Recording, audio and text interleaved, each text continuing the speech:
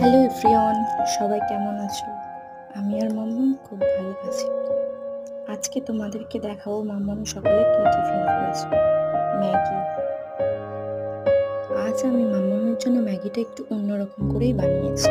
একটু পেঁয়াজ কুচি, লঙ্কা কুচি আর টমেটো কুচি দিয়ে পেঁয়াজটা লাল লাল করে ভেজে তাতে একটা ডিম ফাটিয়ে দিয়ে তার মধ্যে ম্যাগির মশলা দিয়ে একটু নেড়েচেড়ে সিদ্ধ করে রাখা ম্যাগিটি তার মধ্যে ঢেলে দিয়েছি।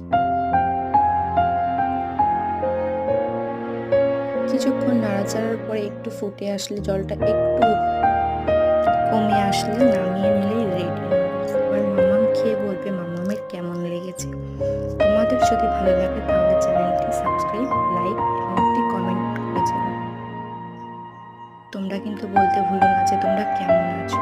কমেন্টে অবশ্যই জানিয়ে যেও তোমরা কেমন আছো। ভিডিওটা এই পর্যন্ত।